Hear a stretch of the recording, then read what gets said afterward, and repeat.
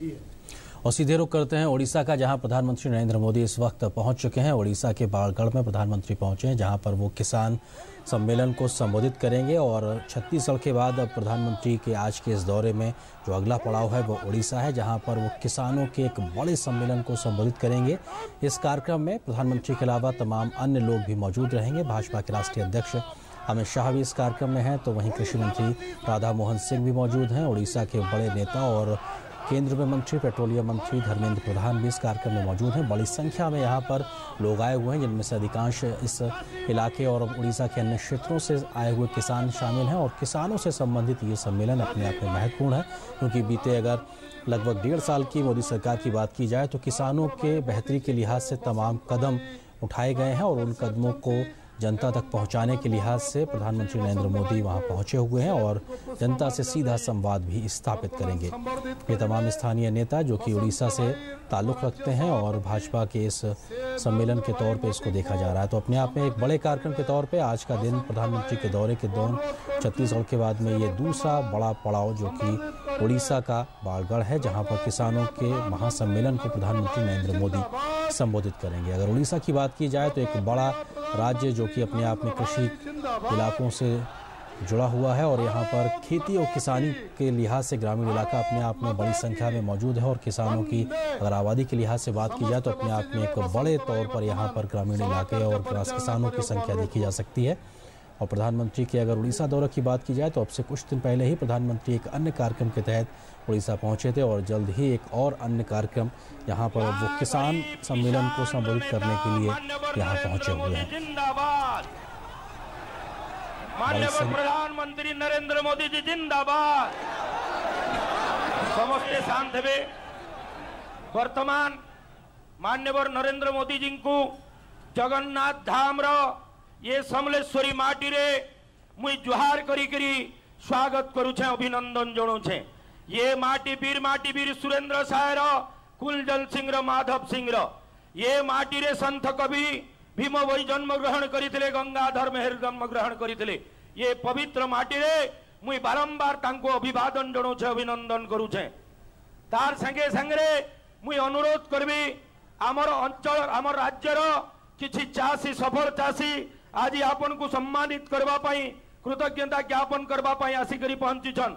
श्रीजुक्त सीमंत पाल दोसिंगा भद्रक सफल परिवार चाषी भूमिहीन व्यक्ति सफल चाषी श्रीजुक्त गोविंद महापात्र बाउंस और सबाई घास श्रीजुक्त देश बंधु प्रधान बरगढ़ 3 जन चाषी को अनुरोध करुछे मान्यवर प्रिय प्रधानमंत्री को निजर उत्पादन माध्यम रे कृतज्ञता ज्ञापन करबे।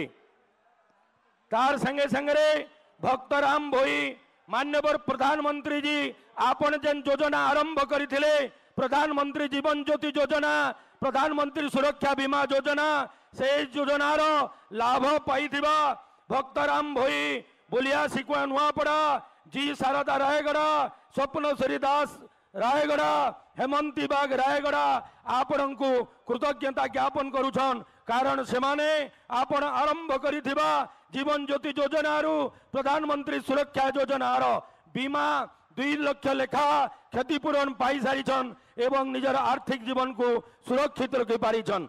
बंधुगण ये माटी जुआन सियान विद्वान किसान रो चिंता करुथुबा, शिक्षा स्वास्थ्य सम्मान रो चिंता करुथुबा मान्यवर मोदी जी को मान्यवर प्रिय प्रधानमंत्री को आपण के एवं तांकर भितरे मुई विवादन नहीं करी तांको निवेदन करबा पाई चाहे, गुहारी करबा पाई चाहे, प्रार्थना करबा पाई चाहे। आज विशाल चाषी समावेश को जार स्वार्थ रक्षा पाई, जार कल्याण पाई, जार विकास पाई राति दिन परिश्रम करी चली छन मान्यवर नरेंद्र मोदी आमर प्रिय प्रधानमंत्री अनुरोध करुछे वक्तव्य तांकर उद्बोधन देवा पाई मान्यवर प्रधानमंत्री मोदी जी। वर्तमान चाषी माने तांकर उत्पादन तांकर संचर व्यवस्था तांकर नंगल तांकर विभिन्न औजार तांको हस्तांतर करुछन कृतज्ञता ज्ञापन रो सह।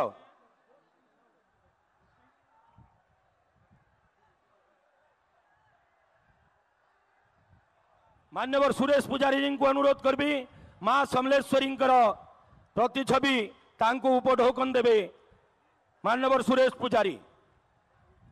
मान्यवर मनमोहन सामल को अनुरोध करबी आमर प्रिय प्रधानमंत्री नरेंद्र मोदी कपड़ारे बांध कलारे जड़े हैंडिकेप पिला रघुनंदन भाई तांको तांकर प्रतिछवि तैयारी करिछन प्रिय प्रधानमंत्री को ताहा अर्पण करबा पाई।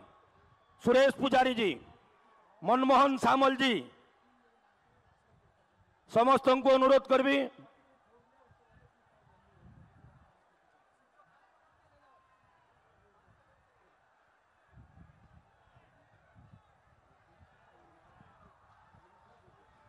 बोलो मां समलेश्वरी की, मां समलेश्वरी की। प्रधानमंत्री, प्रिय प्रधानमंत्री, देश रन विदेश रवि आन बान शान स्वाभिमान र प्रतीक प्रिय प्रधानमंत्री नरेंद्र मोदी जिंदाबाद।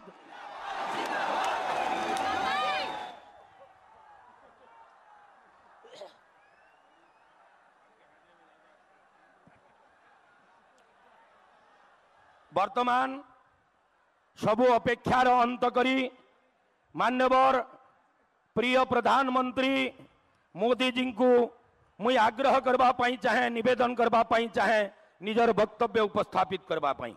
मान्यवर प्रिय प्रधानमंत्री।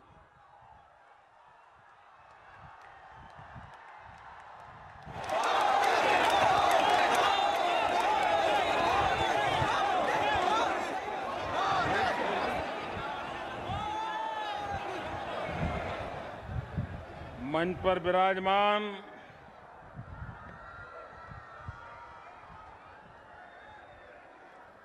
केंद्र सरकार में मेरे साथी, इसी धरती के संतान श्रीमान जुएल ओरांव जी, केंद्र में मंत्रिपरिषद के मेरे साथी और देश में एक और कृषि क्रांति के लिए जो अनेक नई योजनाएं लेकर के आगे बढ़ रहे हैं, ऐसे श्रीमान राधा मोहन सिंह,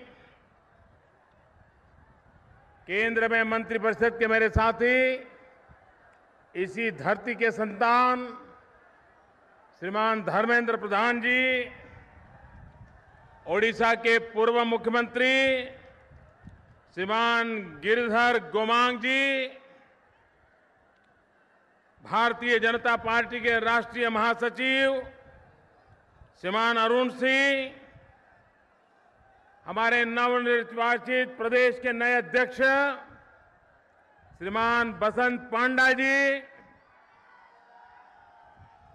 श्रीमान सौदान सिंह, श्रीमान सुरेश पुजारी, श्रीमान केवी सिंहदेव, श्रीमान विश्वभूषण जी, श्रीमान दिलीप रे, श्रीमान मनमोहन जी शामल, श्रीमान विजय महापात्र जी और विशाल संख्या में पधारे हुए मेरे प्यारे भाइयों और बहनों,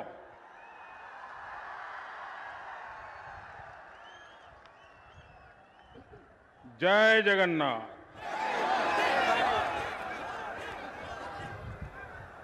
मैं हेलीकॉप्टर से देख रहा था कि जितने लोग यहां पहुंच पाए हैं उससे ज्यादा वहां खड़े हैं।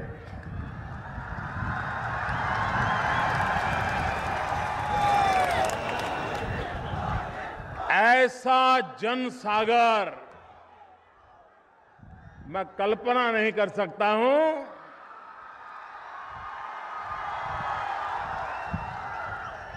चारों तरफ मेरी नजर जहां पहुंचती है, लोग ही लोग नजर आ रहे हैं। क्या उड़ीसा का मिजाज बदल गया है क्या?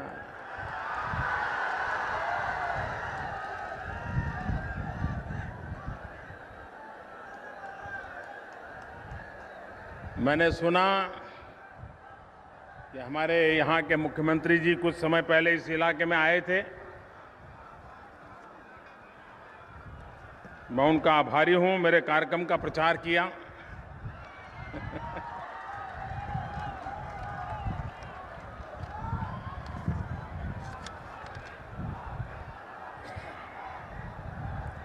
मां समलैकुम और जुहार।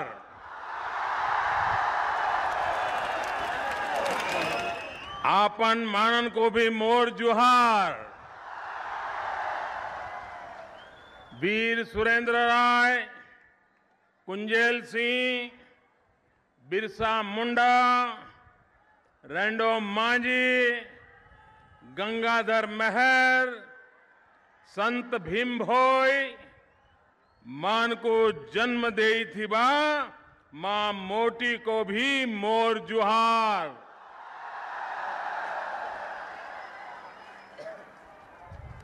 भाइयों बहनों,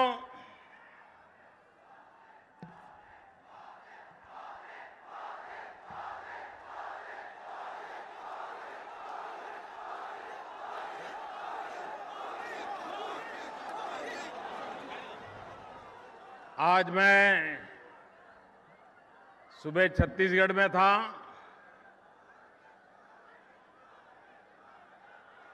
और अभी मुझे आप सबके बीच आने का सौभाग्य मिला है।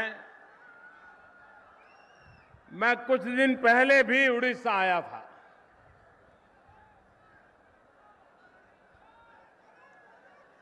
भगवान जगन्नाथ के आशीर्वाद लिए थे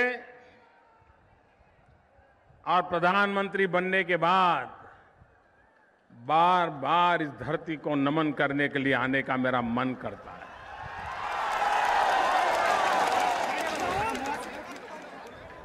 मैं जब गुजरात में था, मेरा सूरत तो पूरा उड़िया हो गया है। इतना प्यार मुझे देते थे उड़ीसा के लोग, इतना प्यार दिया है कि मैं कभी उस प्यार को भुला नहीं सकता। और यही कारण है कि मेरा आपके साथ एक लगाव हो गया है, अपनापन हो गया है। आपको बार बार मिलने का मन करता है। भाइयों बहनों, इतनी बड़ी संख्या में शायद ही उड़ीसा में पहले कभी किसान इकट्ठे आए हो।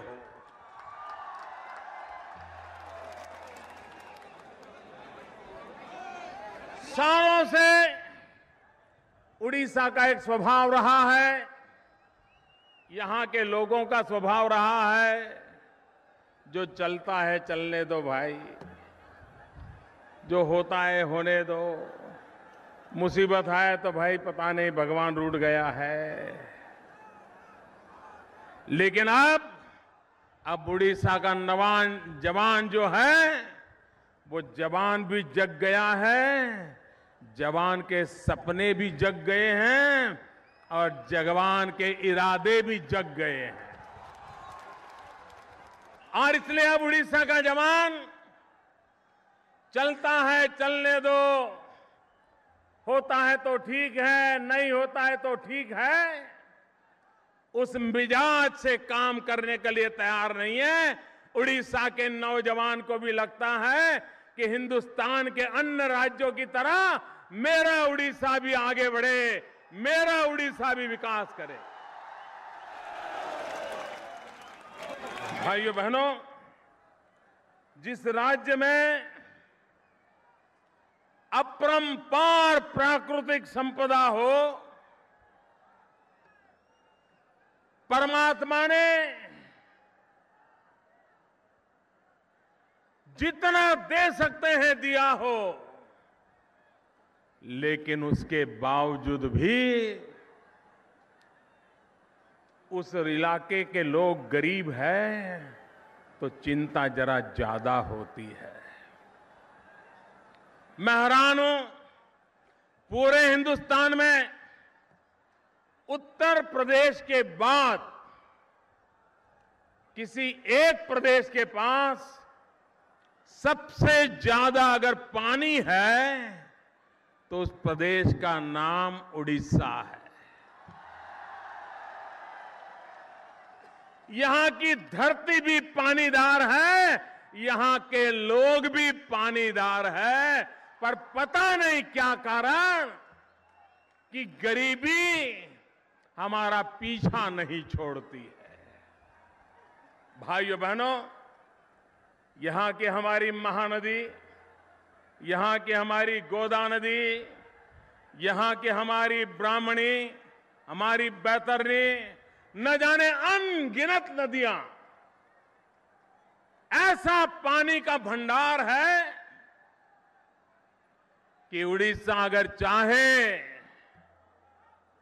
तो पूरे हिंदुस्तान में कृषि के क्षेत्र में नंबर 1 पे आके खड़ा हो सकता है, नंबर 1 पे आके खड़ा हो सकता है।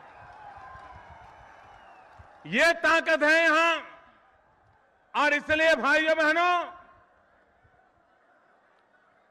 हमारी योजना है कि देश में कृषि क्षेत्र में बदलाव लाना चाहिए। धन्यवाद भैया, धन्यवाद। कृषि क्षेत्र में बदलाव लाना चाहिए। एक जमाना था जब इस देश को पेट भरने के लिए अन्न विदेशों से लाना पड़ता था। सरकार की पूरी मशीनरी, विदेशों से गेहूं आए कि नहीं आए,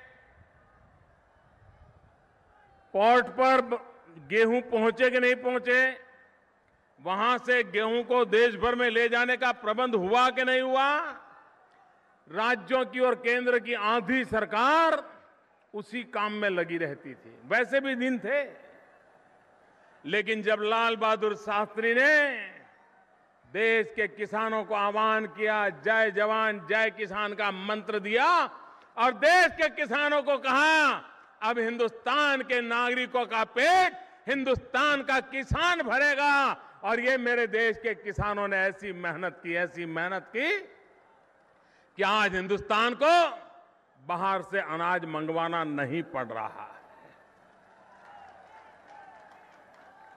इस देश ने पहली कृषि क्रांति भी देखी है, लेकिन दूसरी कृषि क्रांति कहां होगी? मेरे भाइयों बहनों, आपने सोचा है देश में दूसरी कृषि क्रांति कहां हो सकती है? कहां? आप भी मानते हैं ना उड़ीसा में हो सकती है? मैं भी मानता हूं कि उड़ीसा में हो सकती है।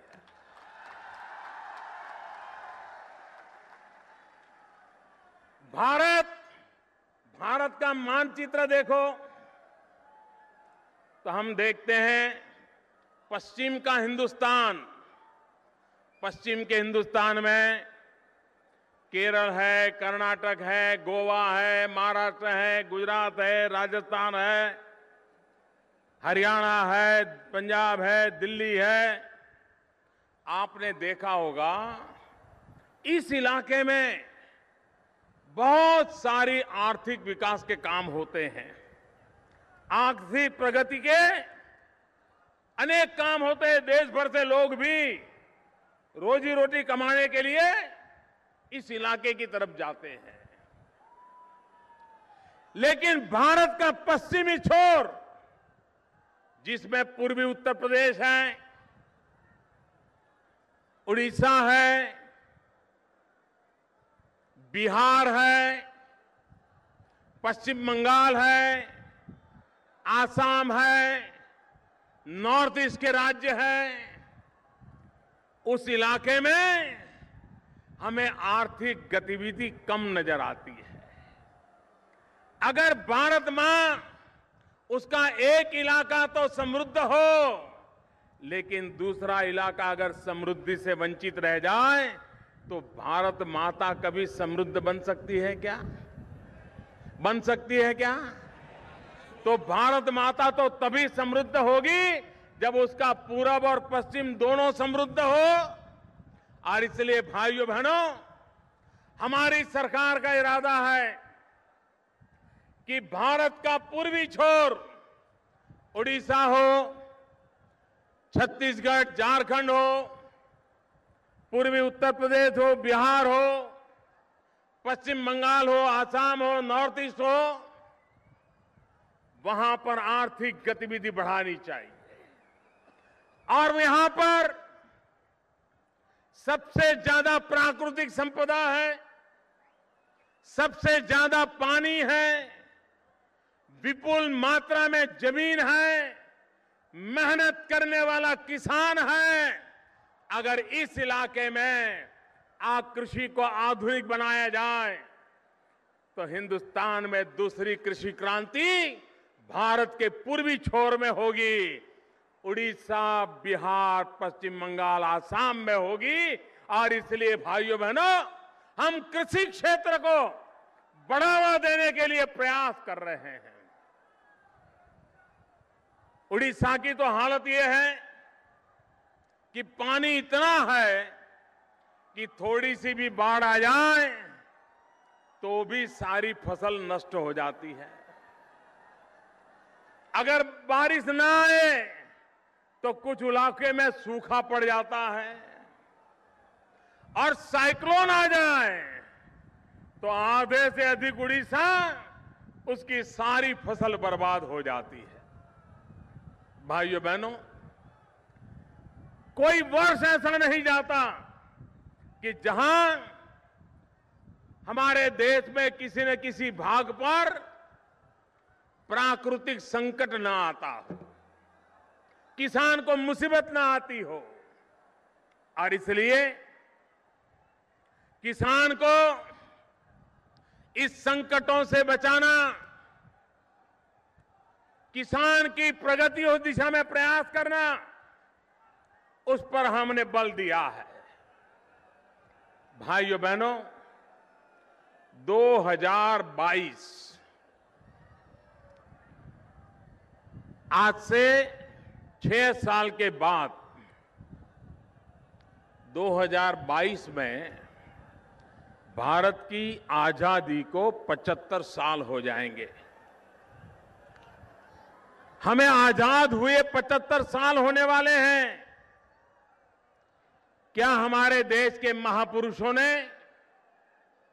जिन सपनों को लेकर के हमें आजादी दिलाई, उन महापुरुषों के सपने 2022 में पूरे करने का प्रयास करना चाहिए कि नहीं करना चाहिए? हर हिंदुस्तानी ने 2022 तक कुछ न कुछ अच्छा करने का संकल्प करना चाहिए कि नहीं करना चाहिए? भाइयों बहनों, दिल्ली में आपने मुझे बिठाया है आपकी सेवा करने के लिए। मैं आपका प्रधान सेवक हूं। क्या हम सब मिलकर के, केंद्र सरकार, राज्य सरकार, हमारे सभी मेहनतकश किसान, हम सब संकल्प कर सकते हैं कि 2022 जब भारत की आजादी के 75 साल होंगे, तब तक हम हिंदुस्तान के किसान की इनकम, उसकी आय 2 गुना कर देंगे, 2 गुना कर देंगे। भाइयों, ये सपना देख सकते हैं कि नहीं देख सकते? क्या हमारे किसान की आय 2022 आजादी के 75 साल में 2 गुना कर सकते कि नहीं कर सकते? भाइयों बहनों, मेरा विश्वास है कर सकते हैं। मेरा विश्वास है कर सकते हैं। कृषि के साथ हमने और भी चीजें करनी होगी। मत्स्य उद्योग, फिशरीज, आज बहुत बड़ी मांग होती है। इस वर्ष मत्स्य उद्योग में बहुत बड़ा काम हुआ है, इसको और बढ़ाया जा सकता है। और इसलिए उड़ीसा में मत्स्य उद्योग के लिए भी सुविधा है। पशुपालन, आज हमारे यहां प्रति पशु जो दूध उत्पादन होता है, वो दूध उत्पादन बढ़ाया जा सकता है। दुनिया में पशु दीठ जो दूध उत्पादन होता है उसकी तुलना में भारत में बहुत कम होता है। भारत में पशु की संख्या बहुत है, लेकिन दूध अभी बढ़ाया जा सकता है। अगर हम उस पर ध्यान केंद्रित करें तो किसान की आय डबल हो सकती है। किसान हनी बी, मध, मधुमक्खी अपने खेत के साथ साथ इसका काम कर सकता है। मधु के द्वारा भी किसान को बहुत इनकम हो सकती है। हमारा किसान पोल्ट्री फार्म, मुर्गी रखे, अंडे बेचे, ये भी किसानी के साथ साथ कर सकता है। इसको हम बल देना चाहते हैं। और जो फसल किसान बोता है उसमें प्रति हेक्टर ज्यादा उत्पादन कैसे बढ़े, वो जो पैदा करता है वो अच्छा पैदा कैसे हो, इन सारी बातों को ध्यान में रख के ये सरकार आगे बढ़ रही है। किसान को सबसे पहली जरूरत होती है कि उसको पानी मिलना चाहिए। अगर किसान को अपने खेत में पानी मिलता है तो मिट्टी में से सोना पैदा करने की ताकत किसान में होती है। वो मिट्टी में से सोना पैदा कर सकता है। और इसलिए हमने योजना बनाई है, प्रधानमंत्री कृषि सिंचाई योजना। पिछले 60 साल में आजादी के बाद कृषि सिंचाई में जितना काम हुआ है उससे ज्यादा काम 2022 के पहले हम करना चाहते हैं, ताकि हमारे किसान की आय डबल हो जाए। दूसरा काम है हमारी जमीन की चिंता। भाइयों बहनों, ये हमारी भारत माता है, भारत माता।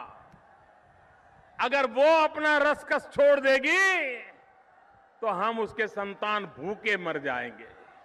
और इसलिए हमारे जमीन की तबीयत अच्छी रहे, हमारी जमीन की बर्बादी से हम बचाएं, ये बहुत जल्दी करने की जरूरत पैदा हुई है। क्योंकि हमने अनाप शनाप फर्टिलाइजर डाला, अनाप शनाप दवाइयां डाली, और वो दवाइयां ही हमारी जमीन की बीमारी का कारण बन गई। और इसलिए एक बार हमें जांच करवानी चाहिए कि हमारी जमीन कैसी है, वो तंदुरुस्त है कि नहीं, उसमें कोई बीमारी तो नहीं आई है, उसमें कोई कमी तो नहीं आई है।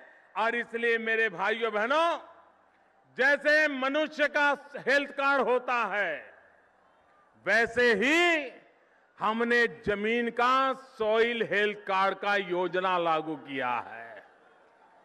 लेबोरेटरी में जांच की जाएगी, आपकी जमीन कैसी है, क्या बीमारी है, क्या अच्छाई है, किस फसल के लिए योग्य है। आज सॉइल हेल्थ कार्ड का काम पूरे देश में तेज गति से चल रहा है। लेकिन मेरे भाइयों बहनों, हम बीमार हो जाएं और बीमार होकर के पैथोलॉजी में जाकर के ब्लड टेस्ट करवाएं और डॉक्टर रिपोर्ट करे कि आपको डायबिटीज है। अगर डायबिटीज कहने के बाद भी मिठाई खाना चालू रखेंगे तो तबीयत ठीक होगी क्या? नहीं होगी। एक बार रिपोर्ट आ गया, रिपोर्ट ने कहा कि भाई आपको डायबिटीज है, तो आपको अपनी खाने की, रहने की आदत बदलनी पड़ती है, शरीर को थोड़ा श्रम कराना पड़ता है। जमीन में भी सॉइल हेल्थ कार्ड आ गया, विज्ञान ने बता दिया कि भाई ये बीमारी है, ये कमी है, तो उसके बाद हमने उसका उपाय करना चाहिए, बदलाव करना चाहिए, इस फसल के बजाय वो फसल बोनी चाहिए। अगर ये करेंगे तभी हमें जमीन की भी रक्षा होगी और ज्यादा फसल की संभावना होगी। और इसलिए जमीन की चिंता।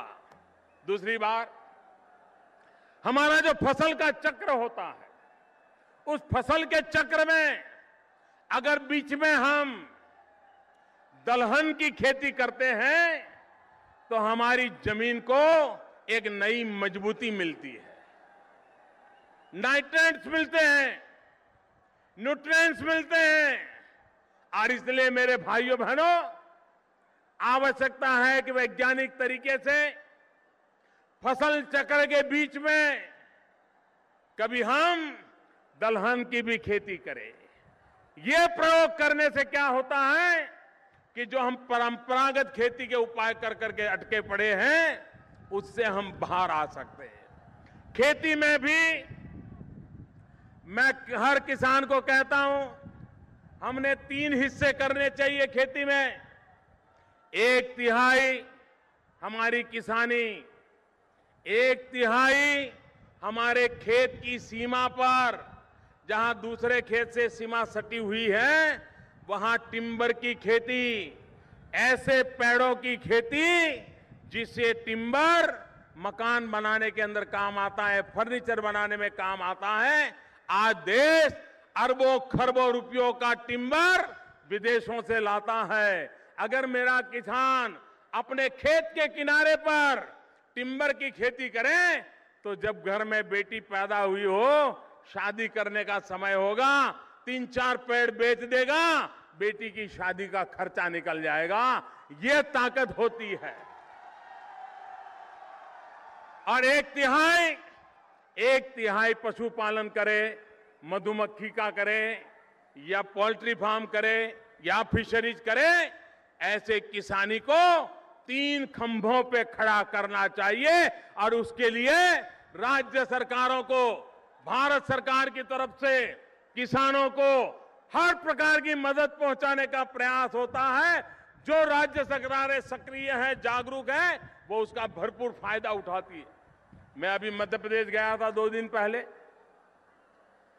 मध्य प्रदेश कभी बीमारू राज्य हुआ करता था, लेकिन वहां के शिवराज सिंह सरकार ने पानी का ऐसा प्रबंध किया, सिंचाई का ऐसा प्रबंध किया, 12 लाख हेक्टेयर की धरती से 32 लाख हेक्टेयर पर पानी पहुंचा दिया। और आज हिंदुस्तान में कृषि पैदावार में वो नंबर 1 पर आकर के खड़े रह गए। उड़ीसा में भी संभव है भाइयों, यहां भी संभव है। और इसलिए हम इस बात पर बल रहे हैं। और एक संकट है, प्राकृतिक आपदा के कारण हमारे किसान को बहुत बड़ा नुकसान हो जाता है। उसको रक्षा कौन देगा? बीमा योजनाएं बहुत आई, लेकिन किसानों का बीमा योजना पर कोई भरोसा नहीं पड़ा। किसानों ने बीमा योजनाएं लेने से मना कर दिया। गांव में अगर 100 किसान है तो मुश्किल से 20 किसान फसल बीमा लेते थे। 80 किसान उसकी ओर देखने को तैयार नहीं थे, सुनने को तैयार नहीं थे।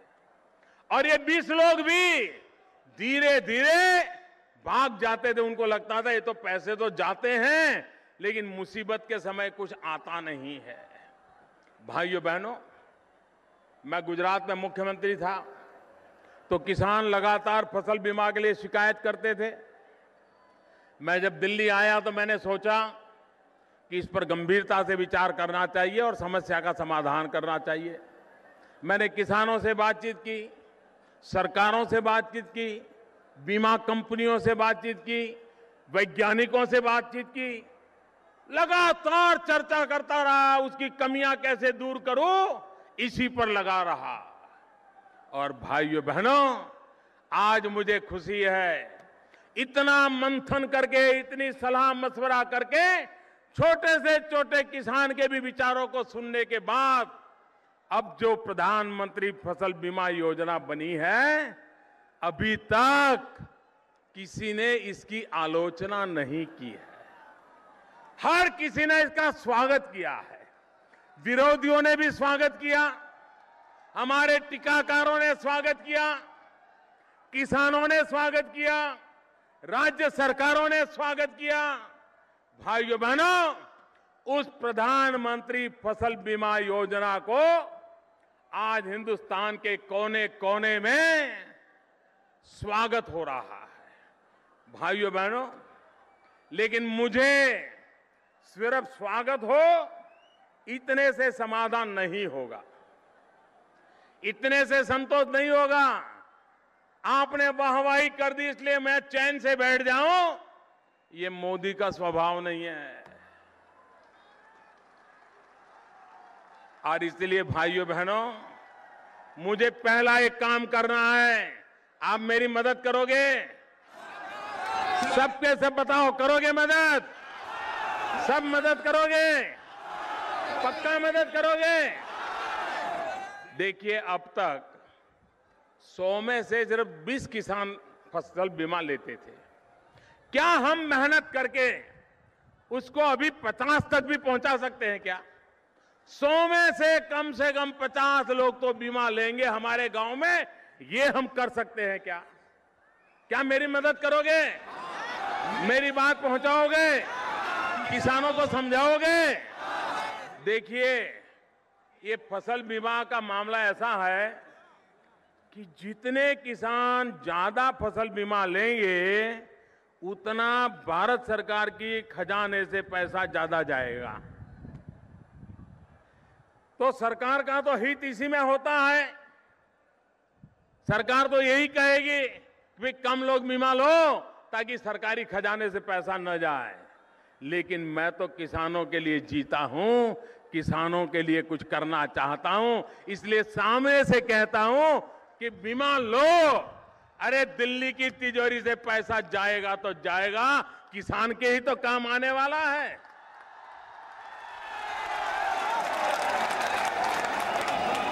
भाइयों बहनों, बीमा ऐसा है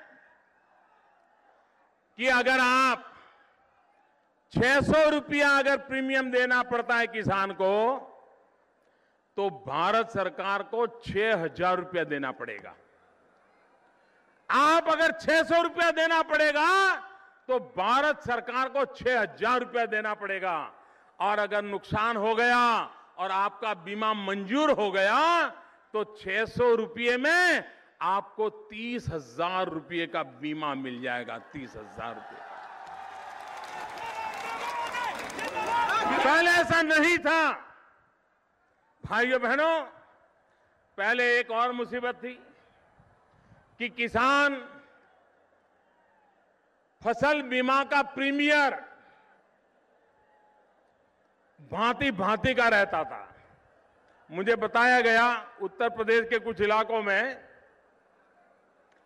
14% प्रीमियम देना पड़ा और रकम आधे से भी कम मिली, और वो भी जिस बैंक से लोन लिया था उस बैंक को सीधी सीधी चली गई, किसान का जेब तो खाली रहा।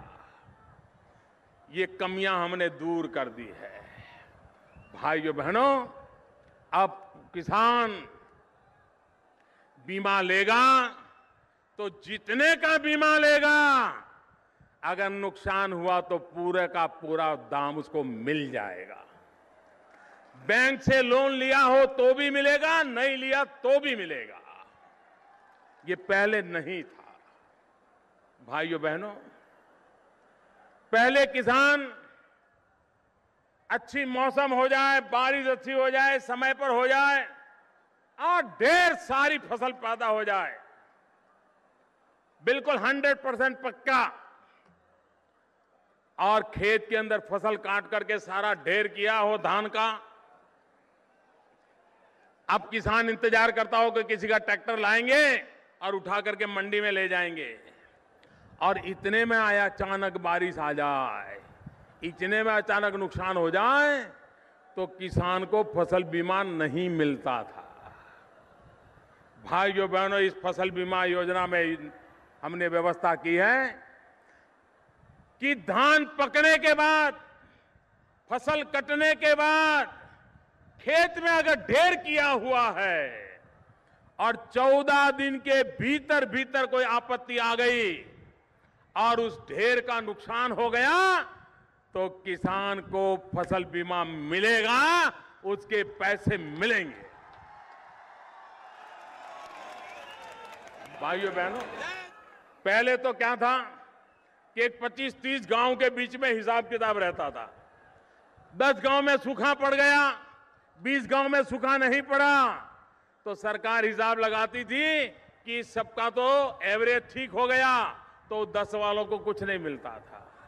हमने कहा है कि अगर नुकसान छोटा भी होगा, जैसे ओले गिरे, 2 खेत में ही ओले गिरे, बाकी कहीं नहीं गिरे, तो पुराना नियम तो ऐसा था, उस किसान को कुछ नहीं मिलता था।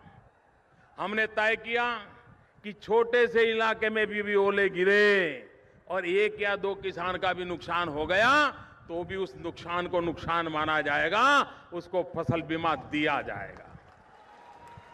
भूस्खलन हो गया, पहाड़ों में होता रहता है। अब कोई भूस्खलन पूरे जिले पर थोड़ा गिरता है, पूरे तहसील पे थोड़ा गिरता है, 2-4 खेत पे गिरता है, तो वो बेचारा कहां जाएगा? हमने तय किया अगर भूस्खलन के कारण ऐसे किसी किसान की जमीन बर्बाद हो गई तो उसको भी फसल बीमा मिल जाएगा। ऐसी बातों को किया है जो सच अर्थ में किसानों के साथ बैठ करके उनको समझा करके उनकी मुसीबतों को समझ करके ये पक्की योजना बनाई है। और इसलिए मैं आज विशेष रूप से उड़ीसा आया हूं। ये जगन्नाथ की धरती से ये मेरे किसान भाइयों बहनों को प्रार्थना करने आया हूं कि सरकार की प्रधानमंत्री की फसल बीमा योजना को समझिए, इस फसल बीमा योजना का फायदा उठाइए और आप निश्चिंत हो जाइए, परमात्मा रूठ जाएगा, सरकार नहीं रूठेगी। ये मैं आज आपको वादा करने आया हूं। भाइयों बहनों, हमारे यहां आपदा आती है जब, तो पहले नियम था कि अगर 50% नुकसान हुआ है, 50% से ज्यादा, तभी आपको मुआवजा मिलेगा। अगर 49% हुआ तो खेल खत्म, गए, आपको कुछ नहीं मिलेगा। भाइयों बहनों, हमने वो नियम बदल दिया। आजादी के बाद पहली बार दिल्ली में ऐसी सरकार आई है जो किसानों के लिए सोचती है, किसानों के लिए करती है, और हमने 50% का नियम तोड़ करके 33% पर ले आए। 1/3 नुकसान हुआ होगा तो भी उसको नुकसान माना जाएगा और आपदा प्रबंधन से उस किसान को मुआवजा दिया जाएगा। पहले जितना मुआवजा दिया जाता था उससे हमने 1.5 गुना कर दिया। एक और महत्वपूर्ण बात की हमने, पहले आपदा के कारण ओले गिर गए, बारिश आ गई, तो फसल पैदा होती थी लेकिन कोई न कोई उसमें कमी होती थी। रंग ठीक नहीं होता था, कोने टूट जाते थे, गेहूं है तो छोटा होता था, तो सरकार उसको हाथ नहीं लगाती थी, और अगर लगाती थी तो कहती थी आधे दाम में देना है तो दे दो। हमने नियम बनाया है, प्राकृतिक आपदा के कारण अगर आपकी पैदावार में कलर ठीक नहीं है, कोना टूट गया है, दिखने में अच्छा नहीं लगता है, तो भी सरकार पूरी की पूरी फसल खरीद लेगी और किसान को उसका दाम देगी। ये निर्णय बड़ा महत्वपूर्ण निर्णय पहली बार देश में हुआ। भाइयों बहनों, किसानों के कल्याण के लिए हमने हमारे मंत्रालय का नाम भी, पहले कृषि मंत्रालय था, उसके साथ हमने अब किसान कल्याण शब्द जोड़ दिया है, क्योंकि हम चाहते हैं कृषि भी हो, किसान का कल्याण भी हो, और इसलिए इन सारी योजनाओं को किसान कल्याण के साथ जोड़ करके हम लाए। भाइयों बहनों, ये सरकार किसानों के लिए कैसे सोचती है। मैं 2014 में मैंने देखा कि मुझे मुख्यमंत्रियों के पत्र धमाधम आते थे। कुछ मुख्यमंत्री तो हर हफ्ते एक चिट्ठी लिखते थे, और सारे मुख्यमंत्रियों की एक शिकायत रहती थी कि मोदी जी आपकी सरकार बन गई हम यूरिया से परेशान हैं, यूरिया मिले ऐसा करो। कुछ हमारे एमपी बताते थे कि साहब हमारे यहां यूरिया के लिए कतार लगाने के लिए लोगों को रात रात जगना पड़ता है, यूरिया नहीं मिलता है। कुछ जगह पे तो अखबार में खबर आती थी कि यूरिया का कालाबाजारी हो रही है। कुछ जगह से खबर आती थी कि यूरिया लेने के लिए किसानों की भीड़ जमा हो गई और पुलिस ने लाठीचार्ज कर दिया। भाइयों बहनों, यूरिया के साथ ये सारे संकट आप जानते हैं।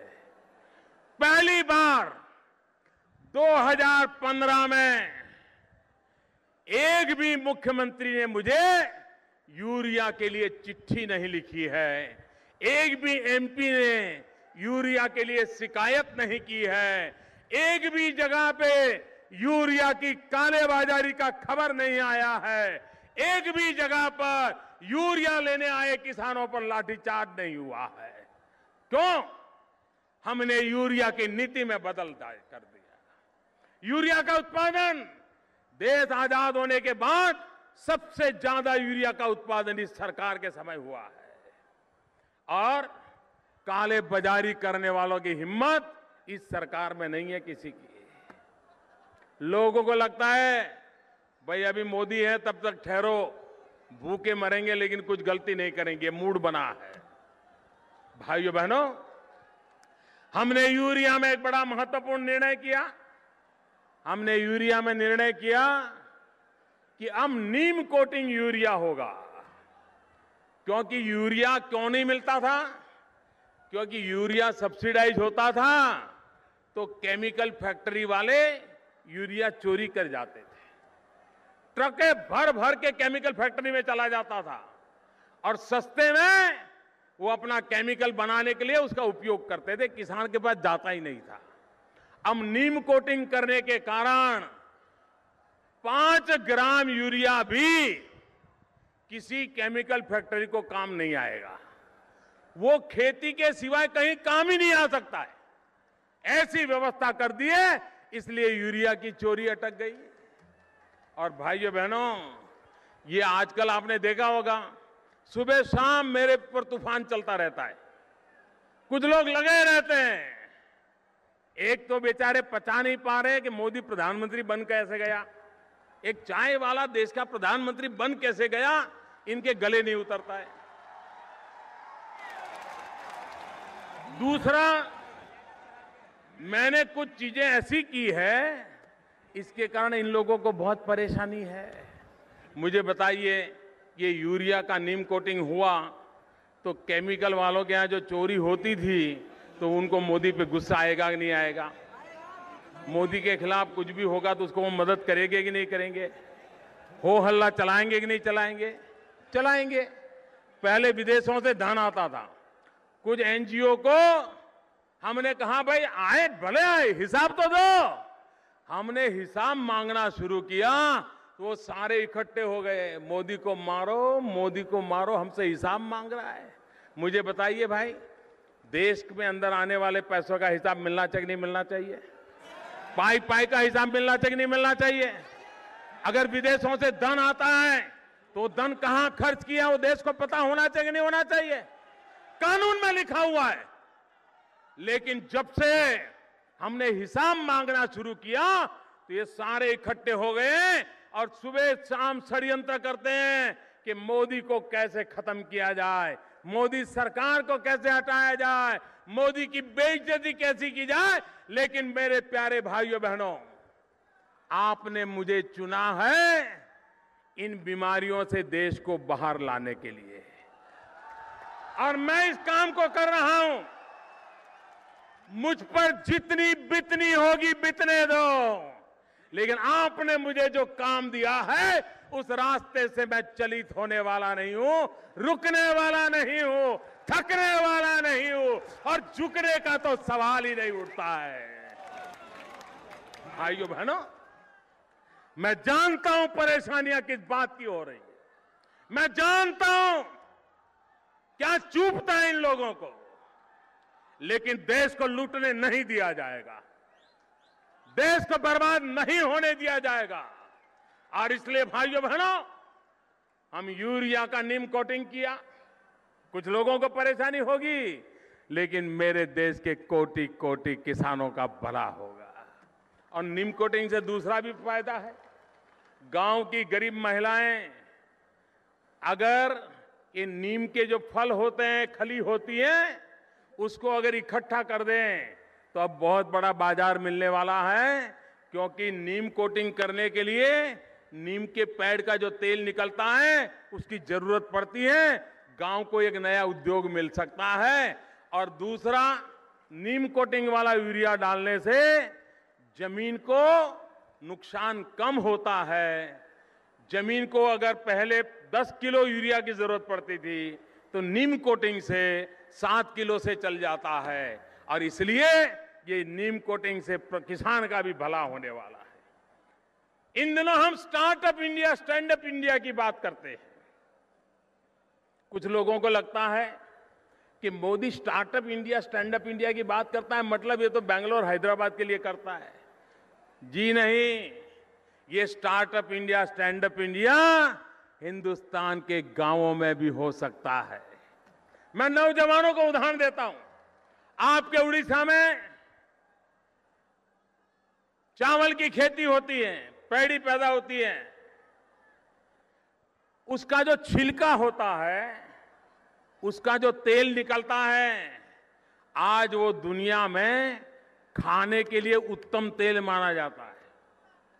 बहुत बड़ी मात्रा में भारत से सबसे महंगा तेल अगर विदेश जाता है तो ये चावल के छिलके से निकला हुआ तेल जाता है। क्या उड़ीसा में मेरे नौजवान स्टार्टअप के लिए आगे आ सकते हैं? जिले में एक एक ऐसा चावल के छिलके से निकलने वाला तेल का काम शुरू करें। दुनिया के बाजार में पैसा मिल सकता है। हम मुद्रा योजना से पैसा देने के लिए तैयार हैं। हम स्किल डेवलपमेंट करने के लिए तैयार हैं। हम टेक्नोलॉजी की समझ देने के लिए तैयार हैं। नौजवान इनोवेशन करने के लिए तैयार है। Startup India, stand up India मेरे किसान को भला करने के लिए काम आ सकता है।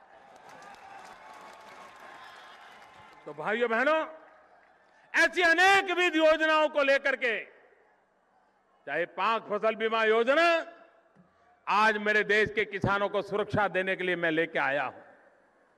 मैं सभी किसान भाइयों बहनों से आग्रह करता हूं कि आज भी, और एक बात सुनिए, मुझे अभी गल्फ कंट्रीज के क्राउन प्रिंस मिलने आए थे, दुबई, अबू धाबी, आप सब जानते हैं। उन्होंने एक बड़ी मजेदार बात बताई। बोले, मोदी जी हमारे पास धन के तो भंडार है, तेल भी बहुत है, और आने वाली पीढ़ियों तक तेल निकलेगा, तेल बेचेंगे और पैसा कमाते रहेंगे। लेकिन जनसंख्या बढ़ रही है और हमारे यहां पानी नहीं है, फसल पैदा होती नहीं है, रेगिस्तान है।